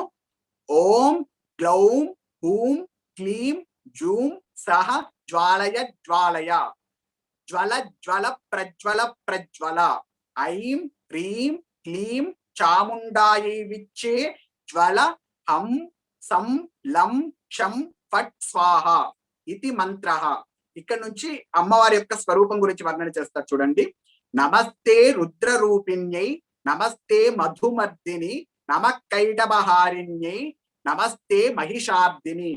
రుద్ర రూప స్వరూపంతో ఉన్నటువంటి అమ్మా నీకు నమస్కారం. అమ్మవారు దేనికి ప్రసన్నురాలవుతుందంటే మనకు రామాయణంలో చెప్తారు. ప్రణిపాత ప్రసన్నాహి మైథిలి జనకాత్మజ. త్రిజట చెప్తుంది ఈ మాట. ప్రణిపాత ప్రసన్నాహి, రెండు చేతులు జోడించి నమస్కారం పెట్టినంత మాత్రం చేత ప్రసన్నురాలైపోతుంది అమ్మ. కాబట్టి ప్రణిపాత ప్రసన్నాహి జనకాత్మజ అనేటువంటి దాన్ని బట్టి అమ్మవారికి నమస్కారం చేస్తే చాలు. కాబట్టి రెండు చేతులు జోడించి నమస్తే రుద్ర రూపిణ్యై నమస్తే మధుమర్దిని. మధువు అనేటువంటి రాక్షసుని సంహారం చేయనటువంటి తల్లి నీకు నమస్కారం. నమ కైటభహారిణ్యై. మధువు కైటబులని ఇద్దరు రాక్షసులు, దాంట్లో మధువుని తర్వాత కైటబుడిని వేరుగా చెప్తున్నారు. కైటభహారిణ్యై, కైటబుడిని సంహరించినటువంటి తల్లి నీకు నమస్కారం. ఇక్కడికి ప్రథమ చరిత్ర పూర్తవుతుందండి. మధు కైటభ సంహారమే ప్రథమ చరిత్ర. ఆ ప్రథమ చరిత్ర మీకు ఇక్కడ చెప్పేశారు. అంటే దాని అర్థం ఏంటి? దేవీ సప్తశతిలో ప్రథమ చరిత్ర ఇక్కడితో అయిపోయింది. తర్వాత రెండవ చరిత్ర నమస్తే మహిషార్దిని. నమస్తే మహిషార్దిని అనేటువంటి దాంట్లో రెండవ చరిత్ర, మధ్యమ చరిత్ర అయిపోయింది. తర్వాత వచ్చేసరికి నమస్తే శుంభంత్రైచ నిశుంభాసుర గాతిని. నమస్తే శుంభహంత్రైచ నిశుంభాసుర గాతిని. శుంభాసురుణ్ణి తర్వాత నిశుంభాసురుణ్ణి ఇద్దరిని కూడా సంహరించినటువంటి తల్లి. ఇక్కడితో మనకు 3 చరిత్రలు అయిపోయాయి. ఉత్తమ చరిత్ర మొట్టమొదట ప్రథమ చరిత్ర, మధ్యమ చరిత్ర, ఉత్తమ చరిత్ర ఇక్కడితో అయిపోయాయి. అటువంటి తల్లి ఏం చేస్తావో తెలుసా? జాగ్రత్తం హి మహాదేవి జపం సిద్ధం కురుష్వమే. ఇప్పుడు నేను చేసేటటువంటి జపం ఏదైతే ఉందో ఆ జపమునందు సిద్ధిని ప్రసాదించు. జాగ్రత్తం హి మహాదేవి జపం సిద్ధం కురుష్వమే. ఆ సిద్ధిని ప్రసాదించు అని ప్రార్థన చేస్తున్నాం. ఇక్కడ నుంచి ఏం చెప్తారంటే అండి, మనము ఇక్కడ బీజాక్షరం చెప్పుకున్నాం, ఇక్కడ నవాక్షరి మహామంత్రం చెప్పుకున్నాం కదా. ఐం హ్రీం క్లీం చాముండాయై విచ్చే అనేటువంటి దానికి ఇక్కడ వచ్చేసరికి ఆ పూర్తి అర్థం చెప్తున్నారు చూడండి. దాని వ్యాఖ్యానం అంటాం కదా, దానికి భాష్యం అంతా ఇక్కడ ఈ శ్లోకం నుంచి ప్రారంభమవుతుంది. ఐంకారి సృష్టి రూపాయి హ్రీంకారి ప్రతిపాలిక. ఐం హ్రీం 2 అక్షరాలు అయిపోయి. క్లీంకారి కామరూపిణి బీజ రూపే నమోస్తుతే. ఇక్కడికి మనకు ఐం హ్రీం క్లీం అనేటువంటి పదాలు వచ్చాయి. తర్వాత చాముండా చండగాతీచ ఐకారి వరదాయిని. చాముండా యై చాముండాయై చాముండాయై. తర్వాత విచ్చేచ అభయదా నిత్యం. ఇక్కడ విచ్చే అనేటువంటి పదం. ఈ 2 శ్లోకాలు ఏం చెప్తున్నాయి అంటే నవాక్షరి మహామంత్రానికి వ్యాఖ్యానం చెప్తున్నాయండి. ఐంకారం, ఐం అనేటువంటి బీజాక్షరం దేన్ని సంకేతిస్తుంది అంటే ఈ సృష్టి యొక్క స్వరూపాన్ని. ఇదంతా కూడా మీకు రహస్యాల్లో చెప్తాను. ప్రాధానిక రహస్యం అని చెప్పాను కదా, ఆ రహస్యాల్లో చెప్తాను. ఏ విధంగా సృష్టికి కారణమవుతుంది ఆ తల్లి అనేటువంటిది మీకు అక్కడ చెప్తాను. ఆవిడ సృష్టికి కారణమవుతుంది ఐం అనేటువంటి బీజముతో. ఐం అంటే అది సరస్వతికి సంబంధించినటువంటి బీజం, విద్యా బీజం. అందుకే అమ్మలగన్న యమ్మ ముగురమ్మల మూల పుటమ్మ అనే దాంట్లో కవిత్వ మహత్వ పటుత్వ సంపదలు అని చెప్తారు కదా, అదే ఐం హ్రీం క్లీం అనేటువంటి బీజాక్షరములు. అక్కడ పోతన గారు చాలా చక్కగా అందులో నిక్షిప్తం చేశారు. అందులో ఐం అంటే సరస్వతికి సంబంధించినటువంటిది, హ్రీం అనేటువంటిది మహాలక్ష్మికి సంబంధించినది. మహాలక్ష్మి స్వరూపంగా ఉండి ప్రతిపాలిక, పరిపాలన చేస్తున్నటువంటి తల్లి నీకు నమస్కారం. తర్వాత క్లింకారి కామరూపిణి. తర్వాత ఈ సృష్టి అనేటువంటిది పరిపాలన చేయడం కాదు, ఇది ఎప్పుడు కూడా పరిణమతే, మార్పు చెందుతూ ఉండాలి. కాబట్టి వివిధ రకములైనటువంటి మార్పులు చెందిస్తున్నటువంటి కామరూప అయినటువంటి, అంటే కామరూపం అంటే వివిధ రకములైనటువంటి రూపములు ధరించడం. ఆ క్లీంకార స్వరూపంలో ఉండి వివిధ రకములుగా రూపములు ధరించేటట్టుగా చేసేటటువంటి తల్లి నీకు నమస్కారం. బీజ రూపే నమోస్తుతే. ఇలా అలా చేసిన తర్వాత ఒకానొక సమయంలో ప్రళయకాలంలో అన్ని కూడా ఒక చిన్న బీజంలోకి వెళ్ళిపోతాయండి. అంతా కూడా ప్రళయకాలంలో ఇవన్నీ కలిపి ఒక చిన్న బీజంలోకి, అంటే ఒక మర్రి చెట్టు అంతా విత్తనంలో ఏ విధంగా అయితే నిక్షిప్తమై ఉంటుందో అలా ఒక బీజ స్వరూపంలోకి వెళ్ళేటట్టుగా చేస్తుంది. ఇక్కడంతా కూడా సృష్టి రహస్యం చెప్పబడింది.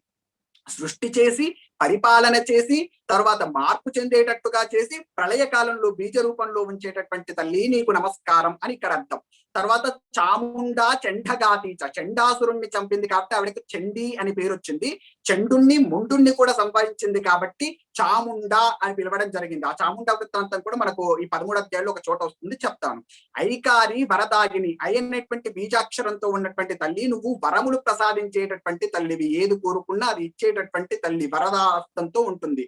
విచ్చేచ అభయద, అభయం మనకు భయం లేకుండా రక్షణ ఇస్తున్నటువంటి తల్లి. నిత్యం ఎల్లప్పుడూ కూడా నమస్తే మంత్రరూపిణి, ఇటువంటి నవాక్షరి మహామంత్రాధిష్టానంగా ఉన్నటువంటి ఓ దేవి, మంత్రస్వరూపంగా ఉన్నటువంటి ఓ దేవి నీకు నమస్కారం అని చెప్పేసి.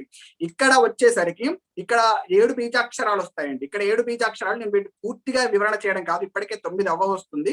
కాబట్టి వీటిని ఏంటంటే 7 బీజాక్షరాలు కూడా ప్రథమ చరిత్రకు సంబంధించినటువంటి తల్లుల గురించి ఇక్కడ చెప్పడం జరిగింది. ధామ్ ధీం ధూమ్ దూర్జటేహే పత్ని, దూర్జటే పత్ని అనకూడదు, చాలా మంది అలా తప్పు చదువుతూ ఉంటారు. దూర్జటేహే పత్ని, ధామ్ ధీం ధూమ్ దూర్జటేహే పత్ని, వాం వీం భూం వాఘదీశ్వరి, క్రాం క్రీం క్రూం కాళికాదేవి, షాం షీం షూం మే శుభం కురు. దూర్జటేహ పత్ని అంటే పరమేశ్వరుని యొక్క పత్ని అయినటువంటి దకార స్వరూపంగా దుర్గా, దుమ్ అనేటువంటిది దుర్గకు సంబంధించినటువంటి బీజాక్షరం. కాబట్టి అటువంటి బీజాక్షర స్వరూపంలో ఉండేటటువంటి పార్వతీ స్వరూపమైనటువంటి దుర్గాదేవి నీకు నమస్కారం. వం వం వాగదీశ్వరి అనేటువంటి ఇదంతా కూడా వాకారం అంతా కూడా అమ్మవారి యొక్క సరస్వతీదేవి బీజం. వాగదీశ్వరి సరస్వతీదేవి. క్రాం క్రీం క్రూం కాళికాదేవి, కాళికాదేవి అంటే ఆవిడ కూడా అమ్మవారి యొక్క స్వరూపమే. తర్వాత ఈ విధంగా ఉండి శం అనేటువంటి బీజాక్షరం ఏదైతే ఉందో శుభం అనేటువంటి దాన్ని చూపిస్తూ ఉంది. అందుకే మనకు శంకర అంటే శుభం కరోతి ఇది శంకర, శం కరోతి ఇది శంకర అనే నిర్వచనం కూడా చెప్తూ ఉంటాం. శం అనేటువంటి బీజాక్షరం ద్వారా శుభాన్ని కలిగించేటటువంటి తల్లి. దకారం అనేటువంటి బీజాక్షరం ద్వారా ఉండేటటువంటి ఓ అమ్మ, తర్వాత వకారంలో వాగదీశ్వరిగా, ప్రకారంలో మన కాళికాదేవిగా ఉంటూ శుభాల్ని కలిగించేటటువంటి తల్లి నీకు నమస్కారం అని చెప్పేసి ఇక్కడ బీజాక్షరముల యొక్క అర్థం. అంటే ఇలా బీజాక్షరాలన్నిటికీ కూడా అర్థం చెప్పుకుంటూ వెళ్ళచ్చు, కొద్దిగా కష్టమైనటువంటి విషయమే, కానీ ప్రయత్నం చేస్తాను. ఇక్కడ హుంకారం, హుం హుం హుంకార రూపిణ్యై, జం జం జంబనాదిని, భ్రాం భ్రీం భ్రూం భైరవి భద్రే భవాన్యైతే నమో నమః. హుం అనేటువంటి హుంకార స్వరూపం అనేటువంటిది అగ్నికి సంబంధించినటువంటిది అని చెప్తూ ఉంటారు. అంటే హుం అనేటువంటి నాదము చేత అక్కడి నుంచి భస్మం అయిపోతుంది. ఎంత గొప్పదే ఉన్నా కానీ అక్కడ భస్మం అయిపోతుంది అని చెప్పేసి హుం అనేటువంటి బీజాక్షరంతో కొంతమంది హోమోలు చేసి వాటిలో నుంచి మనకు వృత్తాసురుణ్ణి సృష్టించినటువంటి క్రమం కూడా చూపిస్తూ ఉంటారు. హుం అనేటువంటి బీజాక్షరం అంటే దీన్ని తంత్రశాస్త్ర గ్రంథాల్లో చెప్పరు, పురాణాల్లో కనిపించదు ఇది. కాబట్టి హుంకార రూపిణ్యై జం జం జము, భ్రాం భ్రీం భ్రూం భైరవి భద్రే, భై అనేటువంటి ఒక రవం చేస్తూ ఉండేటటువంటి భైరవి స్వరూపంగా ఉండేటటువంటి తల్లి నీకు నమస్కారం. భద్రే, భద్రే అనేటువంటి భద్రాదేవి యొక్క కథ కూడా మీకు వస్తుంది. ముందు ముందు వాటిల్లో భద్ర అనేటువంటి భద్రాదేవి యొక్క కథ కూడా వస్తుంది, నేను చెప్పే ప్రయత్నం చేస్తాను. అటువంటి భద్ర అంటే రక్షణ అని కూడా అర్థం ఉంది సామాన్యంగా తీసుకుంటే. ఆ రక్షణ కలిగించేటటువంటి తల్లి నీకు నమస్కారం. భవాన్యైతే నమో నమః, భవాని స్వరూపంగా ఉన్నటువంటి తల్లి నీకు నమస్కారం. ఇక్కడికి మనకు 7 బీజాక్షరాలు అవుతాయి చూడండి. దకారము, వకారము, క్రకారము, షకారము, హుకారము, జకారము, భ్రకారం, మొత్తం కలిపి 7 బీజాక్షరాలు. ఇవి ప్రథమ చరిత్రకు సంబంధించినటువంటి బీజాక్షరములు.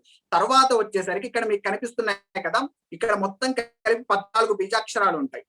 14 బీజాక్షరాల్లో ఇక్కడి వరకు గనక మీరు గమనిస్తే అక్షమాల మీకు వర్ణమాల గనక తెలిస్తే ఆ వర్ణ సంబంధించినటువంటివి ఇవన్నీ అయి ఉంటాయి. మీరు చూడండి సార్, మీకు కావాలంటే అకారం అంటే అచ్చులు అనేటువంటివన్నీ కూడా అనేటువంటి దాంట్లో కవర్గము, చవర్గము, టవర్గము, తవర్గము, పవర్గము, యవర్గము ఇవన్నీ కలిపి కూడా అంటే అక్షర స్వరూపంగా ఉండేటటువంటి నమంత్రం అక్షరో నాస్తి, ఆ మంత్రం కానటువంటి అక్షరం లేదు అని చెప్పేసి మనకు శాస్త్రం. కాబట్టి వర్ణమాల స్వరూపంతో ఉండేటటువంటి తల్లి ఇది. ఆ ద్వితీయ చరిత్రకు సంబంధించినటువంటి దేవతలకు సంబంధించినటువంటి మనకు మంత్రములు, మహాలక్ష్మి స్వరూపంగా ఉండేటటువంటి తల్లికి సంబంధించినటువంటి బీజాక్షరములు, ఇవి మొత్తం 7. తర్వాత ఇక్కడి నుంచి ఇక్కడికి వచ్చేసరికి తృతీయ చరిత్రకు సంబంధించినటువంటి బీజాక్షరముల్లో ఉండేటటువంటి దేవతలను మేల్కొల్పేటటువంటి బీజాక్షరములు అండి. మొత్తం మనకి ఇక్కడ వచ్చేటటువంటి 7 వచ్చేసరికి ప్రథమ చరిత్రకు సంబంధించినటువంటి దేవతల్ని మేల్కొల్పేటటువంటి బీజాక్షరములు. తర్వాత ఇక్కడ నుంచి ఇక్కడికి వచ్చేసరికి ద్వితీయ చరిత్రంలో ఉండేటటువంటి అమ్మవారి యొక్క స్వరూపాన్ని మేల్కొల్పేటటువంటి బీజాక్షరములు. ఇక్కడ నుంచి ఇక్కడికి వచ్చేసరికి తృతీయ చరిత్రలో ఉండేటటువంటి అమ్మవారిని మేల్కొల్పేటటువంటి బీజాక్షరములు. ఇక్కడ ధిజాగ్రం ధిజాగ్రం త్రోటయ త్రోటయ దీప్తం కురు కురు స్వాహ. దీనికి నిర్వచన శాస్త్రం అండి. భక్తిలో అగ్రస్థానమునకు తీసుకువెళ్ళేటటువంటి తల్లి, దాని వైపుగా త్రోటయ త్రోటయ అటువైపుగా నడిపించు తల్లి. దీప్తం కురు కురు స్వాహ, అందులో మాకు జ్ఞానం, దీప్తం అంటే జ్ఞానము, జ్ఞానాన్ని ప్రసాదించు అని చెప్పేసి ఇక్కడ మన ప్రార్థన చేస్తున్నారు అని చెప్పేసి ఇక్కడ ఆయన చెప్పారు. అంటే ఈ చండీ సప్తశతి యొక్క ప్రధాన ప్రయోజనం ఏమిటి అంటే భక్తి అనేటువంటి దాంట్లో అగ్రస్థానానికి వెళ్ళేటటువంటి మార్గంలో ప్రయాణింప చేస్తూ జ్ఞానాన్ని ప్రసాదించడమే ఈ చండీ సప్తశతి యొక్క ప్రయోజనం అని ఈ ఒక్క వాక్యం ద్వారా మనకు తెలుస్తూ ఉంది. ధిజాగ్రం ధిజాగ్రం త్రోటయ త్రోటయ దీప్తం కురు కురు స్వాహ అని. ఇక్కడ నుంచి అమ్మవారి యొక్క ఇప్పుడు మొత్తం చెప్పారు కదా, ఇక్కడ ఉండేటటువంటి దానికి పరమాత్మ స్వరూపం అంటే స్త్రీ స్వరూపంలో పరమాత్మ స్వరూపంగా భావన చేస్తే అమ్మవారిని, అక్కడ ఉండేటటువంటి బీజాక్షరాన్ని ఇక్కడ చెప్తున్నారు చూడండి. పాం పీం పూం పార్వతీ పూర్ణ ఖాం ఖీం ఖూం కేచరీ తదా సాం సీం సూం సప్తశతీ దేవ్య మంత్ర సిద్ధిం కురుష్వమే. ఇక్కడ అమ్మవారి యొక్క మొట్టమొదటి స్వరూపం ఏంటంటే పార్వతీదేవి.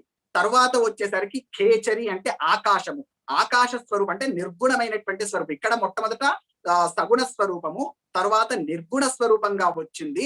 తర్వాత ఇక్కడ సాం సీం సూం అనేటువంటిది ఏంటంటే మంత్ర స్వరూపం, సప్తశతి అనేటువంటి మంత్ర స్వరూపంగా అమ్మవారు ఉంటుంది. అమ్మవారు గనక మొట్టమొదట అంటే ఒక సగుణ స్వరూపంలో ఉంటే పార్వతిగా, నిర్గుణ స్వరూపంలో ఉంటే ఆకాశంగా, తరువాత ఒక మంత్ర స్వరూపంగా ఉంటే సప్తశతిగా అమ్మవారు ఉంటుంది. అటువంటి తల్లి మాకు మంత్ర సిద్ధిని కలిగించు అని ఇక్కడ మనకు ప్రార్థన చేస్తున్నారండి. పాం పీం పూం పార్వతీ పూర్ణ ఖాం ఖీం ఖూం కేచరీ తదా సాం సీం సూం సప్తశతీ దేవ్య మంత్ర సిద్ధిం కురుష్వమే. ఇదంతు ఇక్కడి వరకు అయిపోయిందండి కుంజికా స్తోత్రం. ఇక్కడ వాటి యొక్క ప్రయోజనం చెప్తున్నారు. ఇదంతు కుంజికా స్తోత్రం మంత్ర జాగర్తి హేతవే అభక్తేనైవ దాతవ్యం గోపితం రక్ష పార్వతి. ఇక్కడ పెట్టారండి కండిషన్. కుంజికా స్తోత్రాన్ని ఎవరికి ఇవ్వకూడదు, ఎవరికి ఇవ్వకూడదు, అభక్తేనైవ దాతవ్యం, భక్తుడు కానటువంటి వారికి ఈ కుంజికా స్తోత్రాన్ని జపించేటటువంటి అర్హత లేదు. అభక్తేనైవ దాతవ్యం, భక్తుడు కానటువంటి వాడికి ఇది లేదు. గోపితం రక్ష పార్వతి, ఇది గోప్యంగా ఉంచవలసినటువంటిది. ఎస్తు కుంజికయాదేవి ఈనాం సప్తశతిం పటేతు. ఒకవేళ ఈ కుంజికా స్తోత్రాన్ని గనక విడిచిపెట్టి సప్తశతిని చదివితే నతస్య జాయతే సిద్ధిరరణ్యే రోదనం యదా. మీరు అరణ్యంలో గనక ఏడుస్తూ ఉంటే ఎవరూ మిమ్మల్ని పట్టించుకునేటువంటి వారు లేరో, మీరు సిద్ధిని పొందకపోతే కుంజికాదేవిని పూజించి కూడా మీరు సిద్ధిని పొందాలని మీరు ప్రయత్నం చేస్తూ కుంజికాదేవిని కనుక పూజించకపోతే మీ పరిస్థితి కూడా అదే అవుతుంది. అంటే ఆ అమ్మవారి అనుగ్రహం అంటే కుంజికాదేవి యొక్క అనుగ్రహం ఉంటేనే సిద్ధి అంటే సప్తశతి చదివినందుకు సిద్ధి అనేటువంటిది కలుగుతుంది అని చెప్పి మనకు ఇక్కడ చెప్తున్నారు. నతస్య జాయతే సిద్ధి, సిద్ధి అనేటువంటిది కలగదు. అరణ్య రోదనం మీద ఏ విధంగా అంటే అరణ్యంలో ఉండేటటువంటి వాళ్ళు ఏడిస్తే వాడిని ఎవరు ఏ విధంగానైతే పట్టించుకోరో అదే విధంగా అని చెప్పేసి మనకి ఇక్కడ చెప్పడం జరిగింది.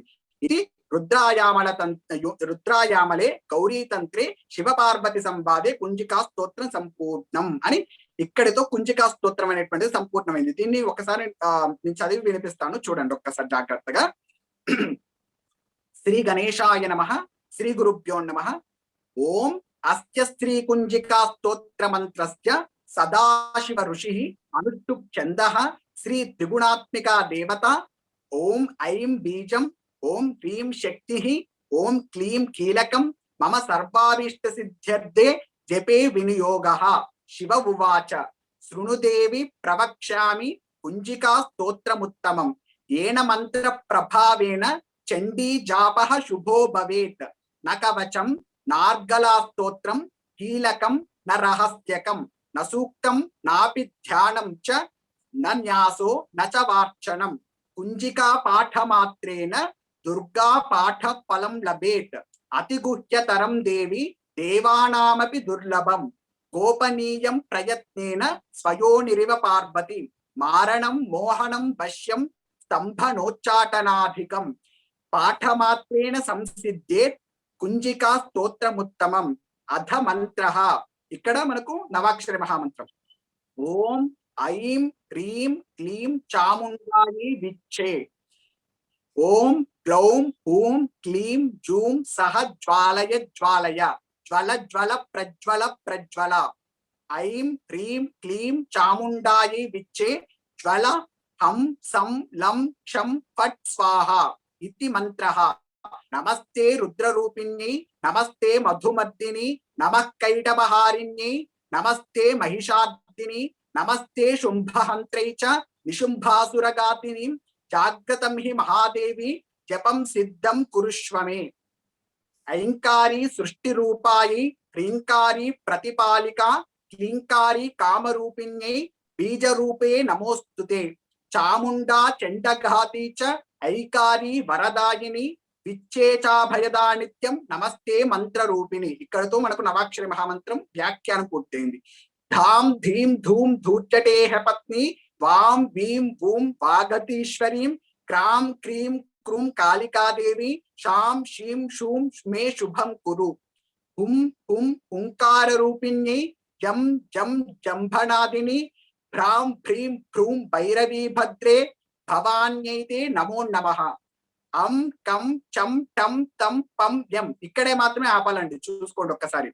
ఎం ముందు ఆపకూడదు, తర్వాత ఎం దగ్గరే ఆపాలి మీరు ఊపిరి తీసుకోవాలనుకుంటే. శం వీం దుం ఐం వీం హం క్షం. మళ్ళీ ఇక్కడ కూడా ఆపకూడదు. ఎక్కడ ధిజాగ్రం ధిజాగ్రం త్రోటయ త్రోటయ దీప్తం కురు కురు స్వాహ. పాం పీం పూం పార్వతీపూర్ణ ఖాం ఖీం ఖూం కేచరీ తదా సాం సీం సూం సప్త శతీ దేవ్యా మంత్ర సిద్ధిం కురుష్వమే. ఇదం తు కుంజికా స్తోత్రం మంత్ర జాగర్తి హేతవే అభక్తేనైవ దాతవ్యం గోపితం రక్ష పార్వతి. యస్తు కుంజికయా దేవి హీనాం సప్త శతీం పఠేత్ నతస్య జాయతే సిద్ధిరరణ్యే రోదనం యథా. ఇది శ్రీ రుద్రాయామల గౌరీతంత్రే శివ పార్వతి సంవాదే కుంజికా స్తోత్రం సంపూర్ణం. ఇక్కడతోటి ఈ రోజు పాఠం అయిపోయిందండి. 9 అన్నారు, ఖచ్చితంగా 9:03 కంప్లీట్ అయింది. ఒకసారి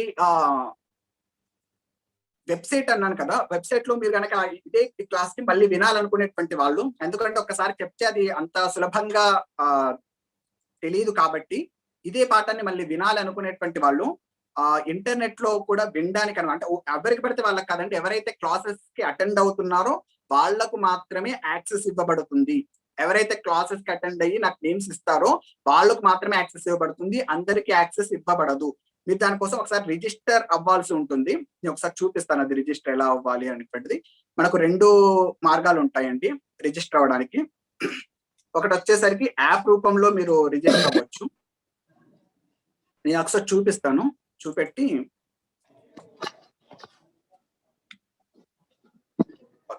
మీరు 2 రకాలుగా రిజిస్టర్ అవ్వచ్చండి. నేను అది స్క్రీన్ షేర్ చేస్తాను, చూడండి.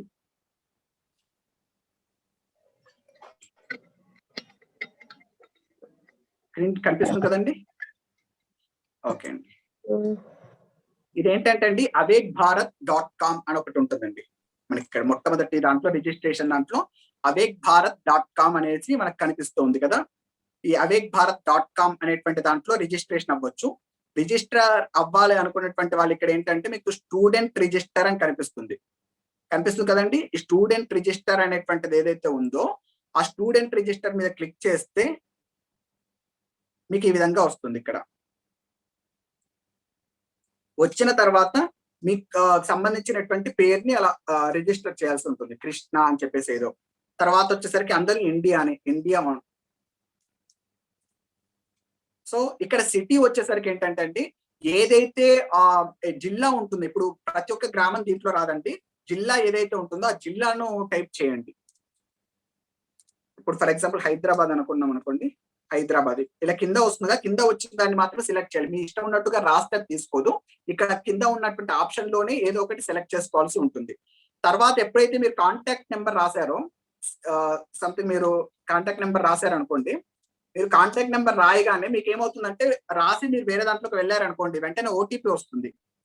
ఓటీపీ రాగానే మీరు అక్కడ ఓటీపీ ఎంటర్ చేయాల్సి ఉంటుంది. ఇప్పుడు నాకు ఓటీపీ వచ్చింది 52930 అని, 529 అని ఒక ఓటీపీ వస్తుందండి. ఓటీపీ వచ్చిన తర్వాత ఓటీపీని ఎంటర్ చేయాలి. తర్వాత వచ్చేసరికి చండీ సప్తశతి అని మీరు సెలెక్ట్ చేసుకోవాలి. ఇక్కడ కోర్సెస్ ని స్కూల్ ఆఫ్ హిందూయిజం అని ఒకటి ఉంటుంది, తర్వాత చండీ సప్తశతి అని ఒకటి ఉంటుంది. మీరు చండీ సప్తశతి కాబట్టి చండీ సప్తశతిని తీసుకోండి. తర్వాత ఇక్కడ మీకు చండీ సప్తశతి అని రాయండి. తర్వాత మీరు పాస్వర్డ్ క్రియేట్ చేసుకోండి. మీ పాస్వర్డ్ మర్చిపోయిన మళ్ళీ తర్వాత చేసుకోవచ్చు, కానీ మీరు పాస్వర్డ్ ఏదో ఒకటి క్రియేట్ చేసుకోండి. తర్వాత సేమ్ అదే పాస్వర్డ్ ని మళ్ళీ టైప్ చేయండి, 7013453208. తర్వాత మీ మెయిల్ ఐడి ఉంటే ఆ మెయిల్ ఐడిని ఇవ్వండి.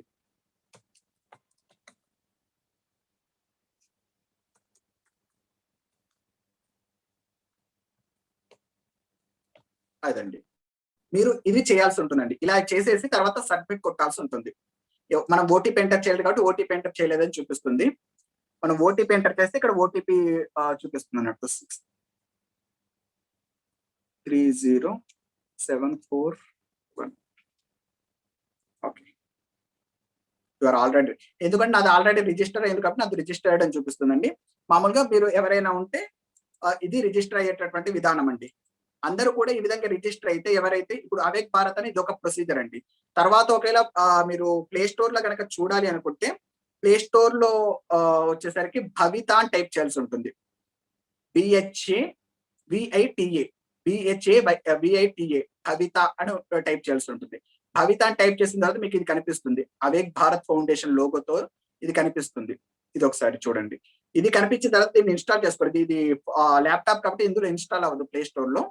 ఇందులో వచ్చేసరికి ఇందులో ఇది ఇన్స్టాల్ చేసుకొని, ఇది కూడా సేమ్ ప్రొసీజర్, ఇంతకు ముందుకు ఏదైతే ఉందో అటువంటిదే ఒక ప్రొసీజర్ వస్తుంది. అక్కడ కూడా మీరు లాగిన్ అవ్వచ్చు.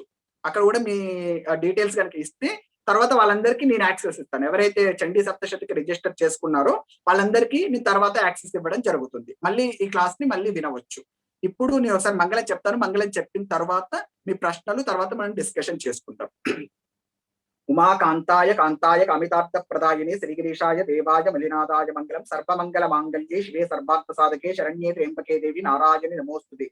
గజాననాయ గాంగేయ సాజాయ సదాత్మనే గౌరీప్రియ తనూజాయ గణేశాయాస్తు మంగళం. సర్వం శ్రీ ఉమాశ్వర దివ్యపాదార విందార్పణమస్తు.